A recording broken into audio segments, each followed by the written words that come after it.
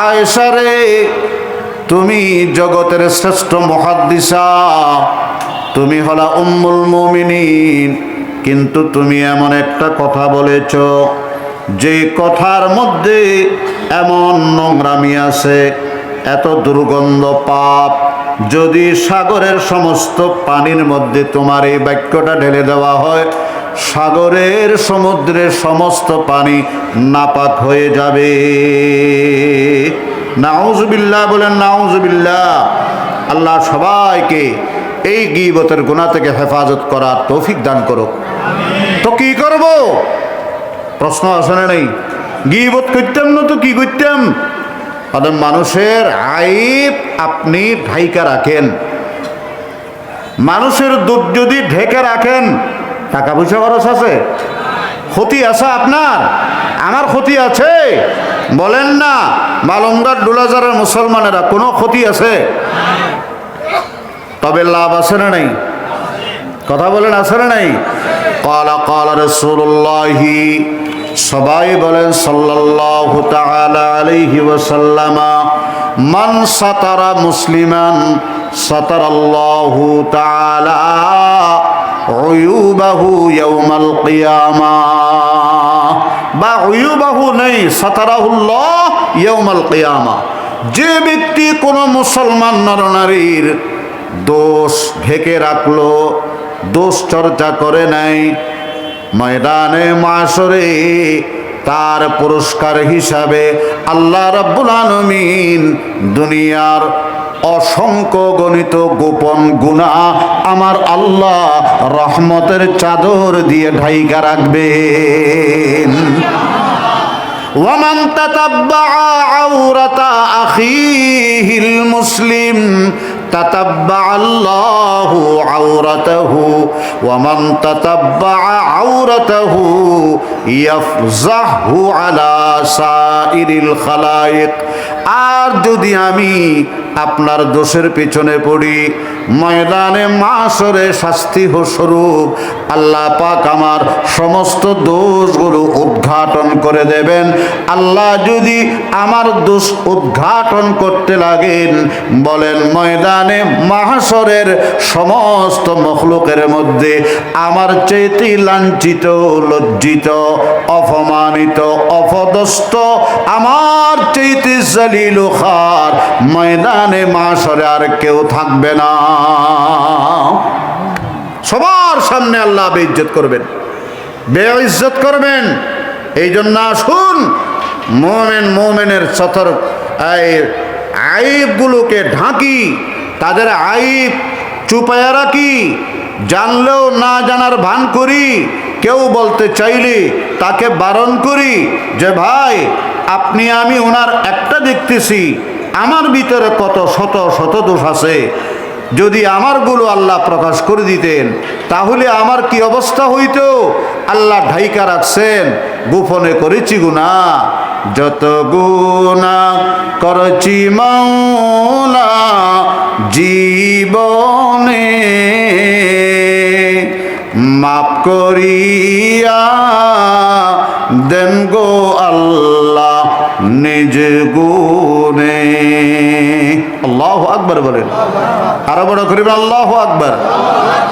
আমার সম্মানিত মুরব্বীরা, ভাইরাম, বিশ্বকবি ডক্টর ইকবাল রহমতুল্লাহি আলাইহি বলেন, नती अपने आइबों की जब मुझे खबर, नती अपनी आइबों की जब मुझे खबर, ढूंढते रहे औरों की आइबो हुनर। कहे बंदा তুমি আরেকজনের দুশ্চর্চা করো, স্ত্রী হইয়া স্বামীর, সন্তান হইয়া মা বাবার দুশ্চর্চা করে, ঠিক কিনা বড় করে বলেন? মনে রাখবেন ও বান্দারে, তুমি আরেকজনের দোষ এই জন্য তালাশ করো যেহেতু তোমার দোষের খবর তোমার কাছে নেই, এই জন্য তুমি অন্যের আইব, অন্যের দোষ তালাশের পিছনে পড়ে আসো।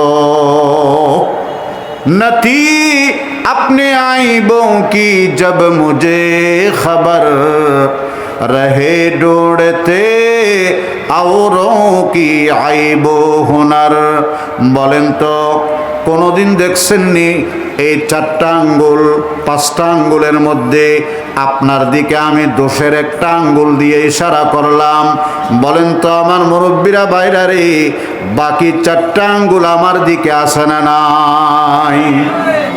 একটা আপনার দিকে দিছি, এটা নিয়ে আমি বড় বাহাদুরি করি, এটা নিয়ে আমি অনেক নিজেকে সরস দাবি করি, উত্তম উৎকৃষ্ট দাবি করি, কিন্তু একবারও আমি এই কথা চিন্তা করে দেখলাম না 5টার মধ্যে একটা যদি অন্যের দিকে, বাকি 4টা আমার নিজের দিকে। ঠিক কিনা বলেন? এই জন্য আজ থেকে আমরা ওয়াদাবদ্ধ তো অপরের দোষ বলবো না। নিজের অ্যাকাউন্ট ক্রেডিট কার্ড আছে না, ক্রেডিট কার্ডের মধ্যে আপনার কয়েক লক্ষ টাকা জমা আছে, এই টাকাগুলো যদি সম্পূর্ণভাবে উঠাইয়া আপনি আরেকজনের অ্যাকাউন্টে দিয়ে দেন, মানুষ কি আপনাকে আমাকে চালাক বলবে না আস্থা বোকা বলবে?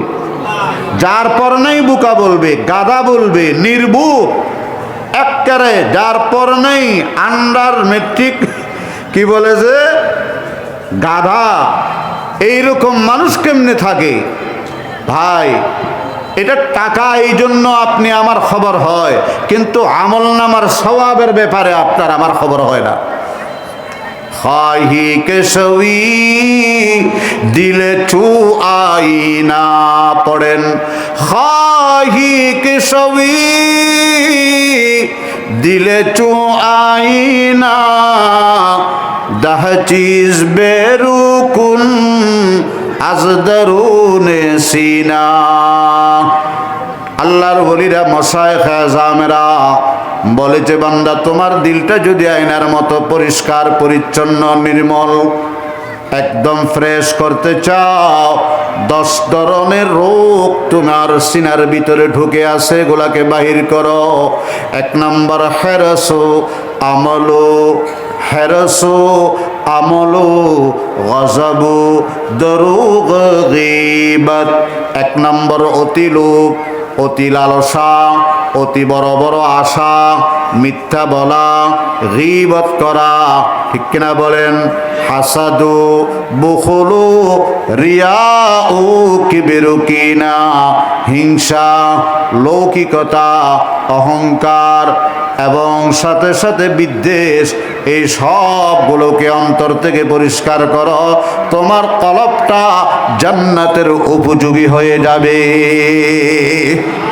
আর যদি গীবতের ময়লা, হেরসের ময়লা, হাসদের ময়লা, অহংকারের ময়লা, বিদ্বেষের ময়লা, মিথ্যা বলার ময়লা, বখালতি কৃপণতার ময়লা দিয়া কলবটাকে মরিচিকার মতো, জামারের মতো করে রাখো, তাহলে এই আবর্জনাওয়ালা অন্তর কখনো জান্নাতে যাইতে পারে না। আল্লাহ সবাইরই নিজের কলবটাকে আয়নার মতো পরিষ্কার করে আল্লাহর কাছে যাওয়ার তৌফিক দান করুক, আমিন বলেন। কষ্ট পাইতেছেন? যেহেতু আমাকে এই বিষয় নিয়ে কথা বলতে বলা হয়েছে, অন্য বিষয়ে যাওয়ার কোনো সুযোগ নেই। আপনারা জানেন বিশ্ববিখ্যাত দার্শনিক হযরত হুজ্জাতুল ইসলাম ইমাম গাযালী রাহমাতুল্লাহ আলাইহি, তিনি বলেন, ভাই আপনি অপরের চরিত্র হনন করেন, অন্যের দোষের পিছনে পড়েন, অন্যের গীবত করেন, অন্যের দুশ্চর্চা করেন, তার অর্থ হলো এই, আপনার শরীরের মধ্যে বিষাক্ত ঘোঁকড়া সাপ চতুর্দিকে লেপটাইয়া আছে, পেঁচাইয়া আছে, তো আপনার এটা নিয়ে কোনো মাথা ব্যথা নেই। হুজুরের গায়ে একটা মাছি বসছে, এটা নিয়ে আমার যত মাথা ব্যথা। কথা হল, আমার গায়ে বিষাক্ত সাপ, এটা নিয়ে কোনো টেনশন মাথা ব্যথা নেই, কিন্তু আপনার গায়ে একটা মাছি পড়ছে, এটা নিয়ে আমার যত মাথা ব্যথা। আমি বলি, সি কেন ফেরস্য গাত মাছি বসিয়ে দে, ফেখানা টানা মাছি বই, হাট্টাল ফোসা টানা মাছি বই, আম ফুসি গেলে না মাছি বই, মেঞ্চুর শরীর কেন মাছি বই, বোঝা গেল দিব হাট্টাল ফোসার মতো, কিন্তু নিজের শরীরত কি পেশায় আছে? বলেন না বিষাক্ত সাপ। ওই গীবত যারা করে তারা যেন নিজের সারা শরীরে ওই বিষাক্ত সাপ পেশায় রাখে, আর নিরীহ মানুষ যার গায়ে একটা মশা মাছি বসছে এটা নিয়ে তারা দুশ্চর্চা করে।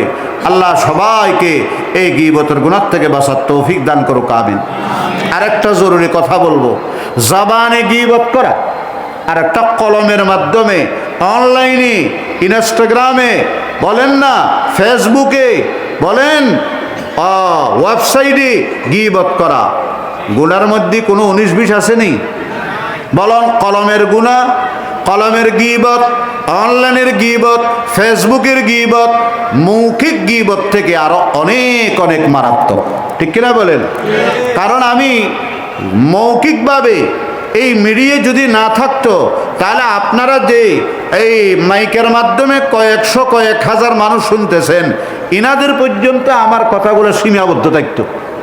কিন্তু যখন এটাকে কলমে দেওয়া হলো, অনলাইনে দেওয়া হলো, মিডিয়ার মাধ্যমে প্রচার করা হলো, একেবারে পৃথিবীর মাশরিক সে মাগরিব তক, অর্থাৎ পূর্ব থেকে পশ্চিম, উত্তর থেকে দক্ষিণ, উপর থেকে নিচে সব জায়গার মধ্যে সমানে এটা প্রচারিত, প্রসারিত, ভাইরাল হয়ে গেছে, ঠিক কিনা বড় করে বলেন?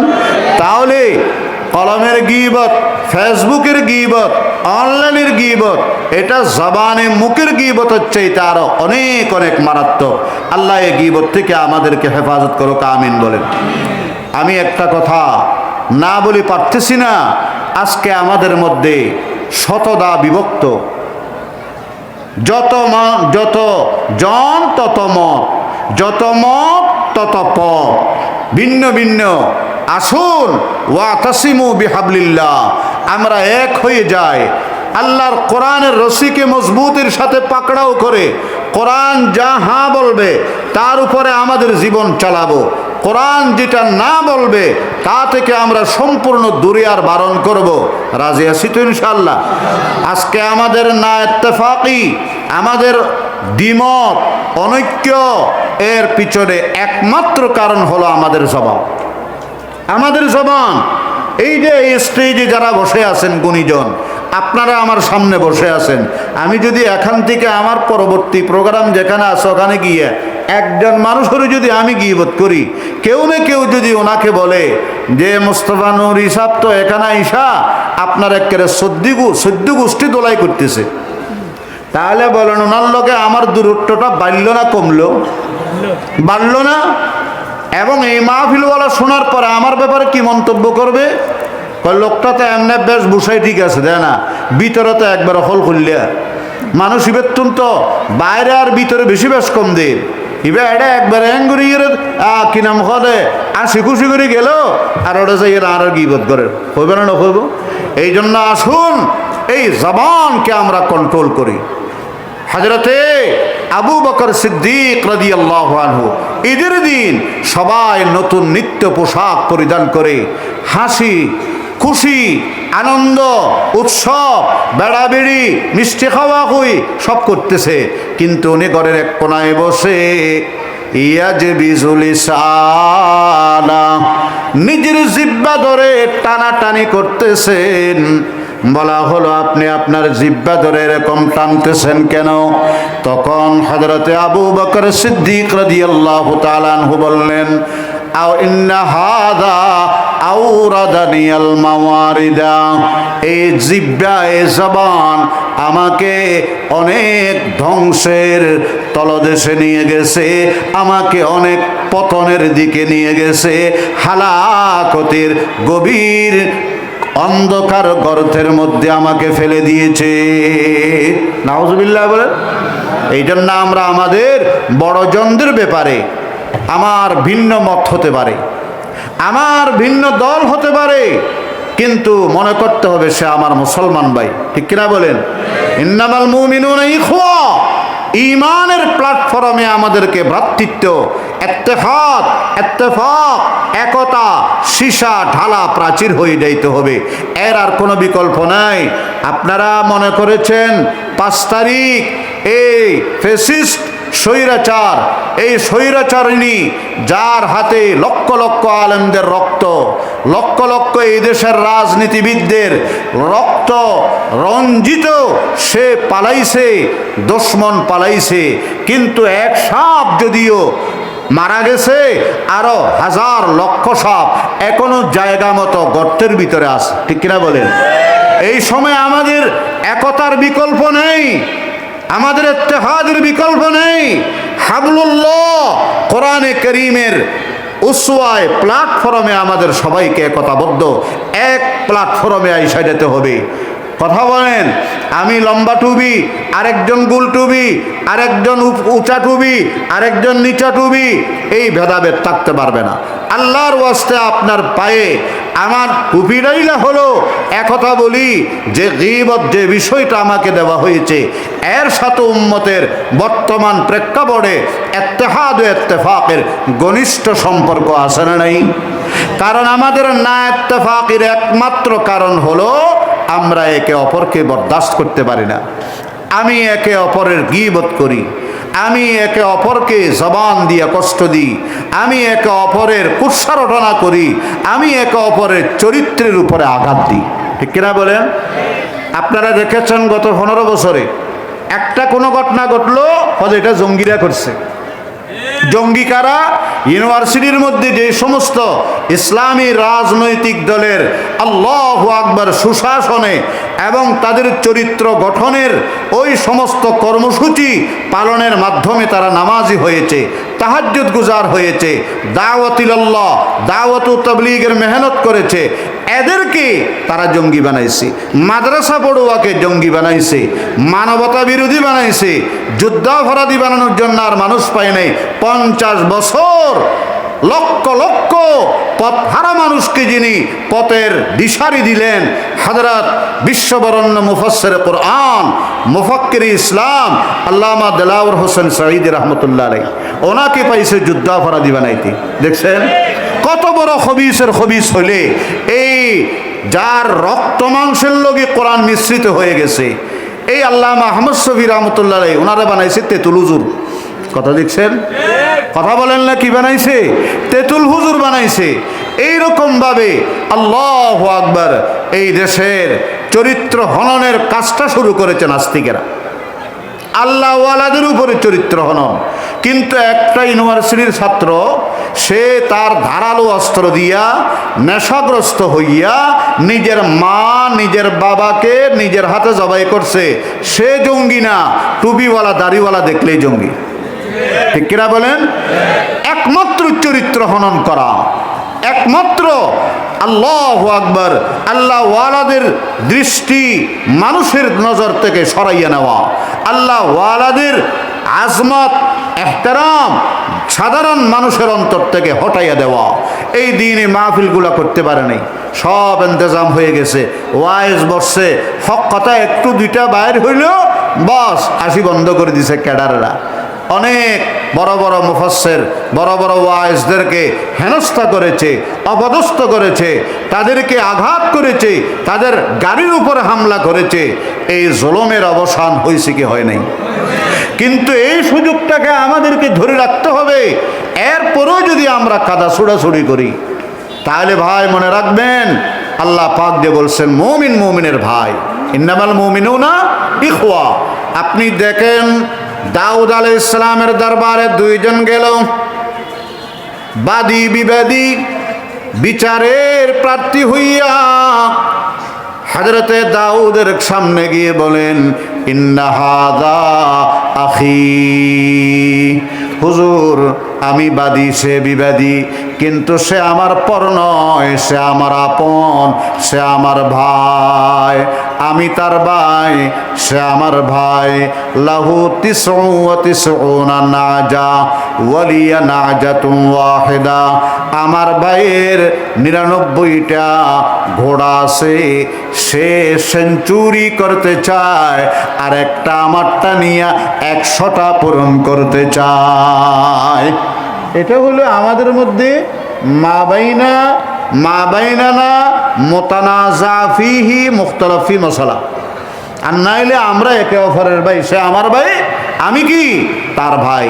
এই জন্য এমন কোনো কথা আমরা বলবো না যার দ্বারা আমাদের ভ্রাতৃত্ব নষ্ট হয়। ও ভাই, আমি যে বলতেছি, যেমন দুই পাশের হুজুররা আছেন, বড় বড় আলেমরা আছেন, তাহলে আর দেশতনরা হইয়েন দে সদওয়া সেম্মাইলে গাত ফরে, কুরুল মিল্লি ফত ফরে, ঠিক কিনা বলেন? এক নাতি দাদার পাশে সাত দোয়ানত বই রে বিস্কুট বুড়াই বুড়াই রে কি খার বিস্কুট খার পানির গ্লাস তো দেখে দে অর্ধেক ভাঙি যায় আর অর্ধেক সে কোনো মতো খাইতে পারে। ছোট বাচ্চা এবার আর অর্ধেক বিস্কুট খনা খার এটা খাপ দি সাত দে একটা গ্লাসের তলার মধ্যে তার সমবয়সী একবারে সুন্দর নুদুস নাদুস বাচ্চা একটা তলাত বই দিকি দেখা যান না দাদার ইতি ফিট ফিট খাঁদের দাদায় সদায় আই তোরটা সদিয়েছে খাঁদর কে সদায় আর বাইয়া অনারে বিস্কুট লদিয়েন দিবে তো গোড়া খাইতো না ওদের অর্ধক দেখাই বেলা হরওড়া তোর বাইয়া সদে গ্লাসর তলাত সর আই বুড়ো হইলেও আদা ফুসিলেও জাঁচ আছে।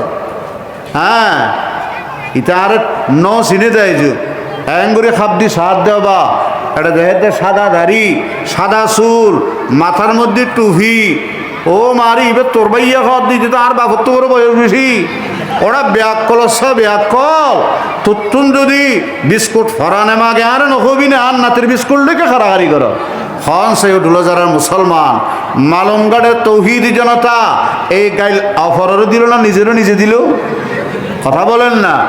তা আমি যদি এখানে স্টেজে যারা আছেন আপনারা যারা আছেন ইনাদের ব্যাপারে যদি আমি কোনো কড়া কথা বলি, গীবত করি, চরিত্র হনন করি, আদর্শ নীতির ভিন্নতা নিয়ে যদি কোনো দলাদলি রেশারেশি করি, তাহলে এটা আমি নিজের বদনামি, নিজের সমালোচনা, নিজের আল্লাহু আকবার গায়ে নিজে কুড়াল মারলাম কি মারলাম না, ঠিক কিনা বড় ঘরে বলেন?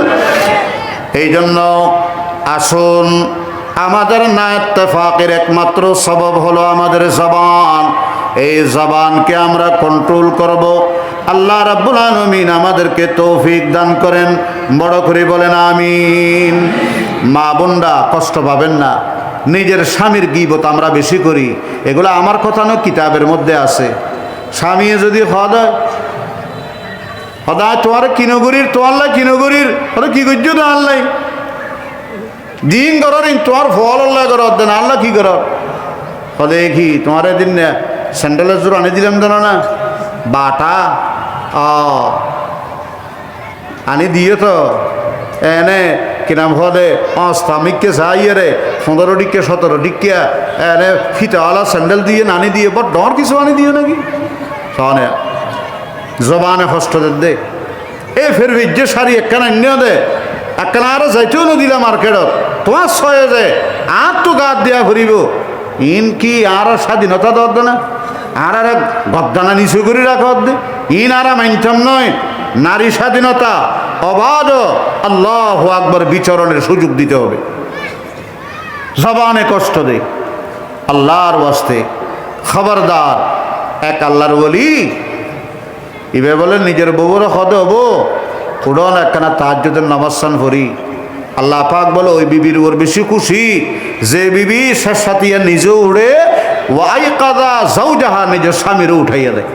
স্বামী উঠতে না চাইলে নাজাহাত ফি ওয়াজহিহিল মা, ওই বিবি স্বামীর মুখের মধ্যে একটু পানি ছিটকা দিয়ে তার ঘুম ভাঙায়, অলসতা ভাঙায়। বউ বলা কথা তোমার বই নেই ফরজ নবান্ন ফরজে তোমার চোখ কই কেন যায় আর না খালি তাহাজ্জুদ আল্লাহ তুমি রাতের নিষেধ ঘুমো তো ধুলি দেওয়া দেয় তোমার বই নেই ফরজ নবান্ন ফরজ কেন চাও তুমি হয় না হয়। যাই হোক কথা অন্যদিকে চলে না যায় মতো আমরা চেষ্টা করি। আল্লাহ আকবার। হযরতে আনাস রাদিয়াল্লাহু আনহুর একটা হাদিস আপনাদের সামনে পড়েছিলাম। নবী আলাইহিস সালাতু ওয়াস সালাম মেরাজের রাতে জান্নাত জাহান্নামের সকল নিদর্শন চিম্বল নমুনা আল্লাহ পাক বিশ্বনবীকে দেখাইছেন। নবীজি বলেন মারারতু বিকাউমিল লাহুম আযফারুম মিন নুহাস, এমন কিছু মানুষের পাশ দিয়ে গেলাম যাদের চেহারা, যাদের হাত পা গুলো অত্যন্ত বিভৎস, দেখতে বড় ভয়ঙ্কর, তাদের পিতলের নখ তাদের শরীরের মধ্যে লাগানো। নুহাস মানে পিতল, আসফার জুফরুনের বহু বচন, নখ পিতলের নখ। ইয়াখমিসুনা বিহা উজুহাহুম ওয়া সুদুরাহুম, ওই পিতলের নখ দ্বারা তারা তাদের চেহারা, তাদের সিনাগুলো খামসাইয়া খামসাইয়া রক্তরঞ্জিত করে ছিন্ন ভিন্ন করতেছে। আমি আমার সফর সঙ্গী জিবরাইলের কাছে জিজ্ঞেস করলাম, মান হাউলাই ইয়া জিবরাইল, ও জিবরাইল আলাইহিস সালামেরা কারা? জিবরাইল আমাকে উত্তর দিলেন, হাউলা আল্লাযীনা ইয়াকুলুনা লুহুমান নাস ওয়া ইয়াকাউনা ফি আ'রাদিহিম, এরা আপনার উম্মতের ওই সমস্ত নরনারী যারা মানুষের গোশত খাইত এবং মানুষের ইজ্জতের 12টা বাজাইত। বড় করে বলেন নাউজুবিল্লাহ, আরো বড় করে বলেন নাউজুবিল্লাহ। আল্লাহ পাক বলেন, ইউহিব্বু আহাদুকুম আইয়াকুলা লাহমা আখিহি মাইতান ফাকারিহতুমু, মৃত ভাইয়ের গোশত কেউ কি খাইতে চাইবেন? চাইবেন না বা? শুনতে খারাপ লাগিল, একখান কথা ওনার সামনে পরিষ্কার করি পেলা, ক্লিয়ার করি পেলা, হওয়া পরে। আর বর্তমান দেশের মধ্যে 800 টাকা গোস্তর কেজি, ঠিক কিনা? আর মরাবাই বা 1.5 মন হইব। এবারে কবরস্থানত দিয়াইলে ফোকামা করে খাইব দেয় না। ইন নগরী যদি ফ্রিজে ঢুকে রাখি, যাতে যাতে মনে চায় 2-3 কেজি ধরে লইয়ের বুনা গড়ি গড়ি খাইম, অনেকে খাইতে চাইবে না? কথা হল না? 800 টাকা গোস্তর কেজি অর্ডার দিলে তো পোকামা করে খাইব দে, কিছু হইতাম ন পারবে না। আল্লাহ হাতে ফাঁকারি তুমু, এ ভাই তুমি যে গীবত করো এটা তার চেয়ে তার ঘৃণিত বোঝো। আল্লাহু আকবার। যার ভিতরে ঈমান আছে, মুমিন গীবতের গুনারে ওই মরাবাইয়ের গোশত ফ্রিজে রাখি কাঠি কাঠি খাওয়ার চেয়ে তার ঘৃণিত মনে করে। আল্লাহ সবাইরে এই কথাগুলো বোঝার তৌফিক দান করুক। বড় করে বলেন আমিন। আজকে খ্রিস্টান মিশনারিরা আজকে বিভিন্নভাবে আমাদের ঈমান ও ইসলামের উপরে আল্লাহু আকবার আঘাত হানতেছে। আমাদের অনেক মুসলমানদেরকে তারা তাদের ধর্মে ধর্মান্তরিত করতেছে, অথচ ইসলাম অত্যন্ত উদার। মুহাম্মদ রাসূলুল্লাহ সাল্লাল্লাহু আলাইহি ওয়াসাল্লামের দ্বীন ইসলাম, লা ইকরাহা ফিদ্দীন, কোনো জোরাজুরি ইসলামের মধ্যে নেই। আছে লাকুম দীনুকুম ওয়ালিয়া দীন, তার মানে এটা কোনো ধর্ম নিরপেক্ষতা না। তার অর্থ হচ্ছে তোমাদের ধর্ম তোমরা স্বাধীনভাবে পালন করবা, আমাদের দ্বীন ইসলাম আমরা স্বাধীনভাবে কি বলে যে পালন করব। হযরত ওমরের যুগে এক মহিলা, তিনি আল্লাহু আকবার খুব ভিক্ষা করতেছেন, গরিবী হালত। কি হয়েছে? কয় আমরা সংখ্যালঘু এই দেশে বসবাস করি, আমাদেরকে বাৎসরিক একটা ওই জিজিয়া কর দেওয়া লাগে। হ্যাঁ, তো এটা দেওয়ার জন্য আমার এখন তৌফিক নেই, ভিক্ষা করি করি টাকা জোগাড় করি, তারপরে জিজিয়া কর আদায় করব। হযরত ওমর বাইতুল মালে গেলেন, বললেন যে এরকম যারা ভিক্ষা করি ট্যাক্স দেওয়া লাগবে, এইরকম আরো হাজার হাজার মদিনায় যেত মহিলা সংখ্যালঘু আছে, যারা সরকারি ট্যাক্সের টাকা আদায় করার জন্য মানুষের দরে দরে যাওয়া লাগবে, এদের সবার ট্যাক্স মওকুফ করে দেন। সুবহানাল্লাহ। কিন্তু তারা আমাদের বিরুদ্ধে সবসময় ষড়যন্ত্র করে। এই জন্য আসুন ইয়াদুল্লাহি আলাল জামা, ইয়াদুল্লাহি আলাল জামা, একতাবদ্ধ জামাতের উপরে আল্লাহর কুদরতি হাত আসানে নাই। মান ফারাকাল জামাআতা শিবরা, এক বিগত যদি জামাতে মুসলিমিন, জামাতে আল্লাহু আকবার ইসলামী জামাত থেকে, মুসলমানের জামাত থেকে যদি এক বিগত যদি কেউ দূরে থাকে, ফাকাদ খালা রিবকাতাল ইসলাম মিন উনুকি, নিজের গর্দন থেকে সেই জন্য ইসলামের রশি খুলে ফেললো। আসুন আমরা আমাদের চরিত্র গঠনের জন্য এই কথাগুলো অত্যন্ত গুরুত্বপূর্ণ ছিল কি ছিল না বলেন? যতটুকু আল্লাহ পাক বলাইছে আল্লাহর শুকরিয়া, আপনাদের কৃতজ্ঞতা জ্ঞাপন করি। এই মাহফিলকে আল্লাহ পাক তা কিয়ামত জারি রাখুক। জমির ভাই মরহুম সর্বপ্রথম এই ডুমখালি মসজিদের পাশে আল্লামা তারেক মনোয়ার আমি নাখান্দা গোলাম আমাদেরকে নিয়ে মাহফিলটা এখানে শুরু করছিলেন। যারা ছিলেন তারা অনেকের মনে আছে, ওনার আগে আমি বয়ান করছিলাম। তো যাই হোক, আল্লাহ পাক মাহফিলের তা কিয়ামত জারি রাখুক, হেদায়েতের জরিয়ে বানুক। আজকের মাহফিল, আগামীকালকে মাহফিল, আমি মনে করছি আজকেই শেষ দিন, বুধ বিশি শুক্র 15 তারিখ। তো যাই হোক, আল্লাহ পাক আপনাদের কাছে কিছু সময় আনাইলেও ভরপুর কামিয়াবির আশা করি। যারা এখানে টাকা পয়সা শ্রম, যারা পরিচালনা কমিটি, উপদেষ্টা, পৃষ্ঠপোষক, সবাইকে আল্লাহ পাক এর বিনিময় দুনিয়াতেও উত্তম জাযা দান করেন, আখিরাতেও তাদেরকে জান্নাতুল ফেরদাউস নসিব করেন।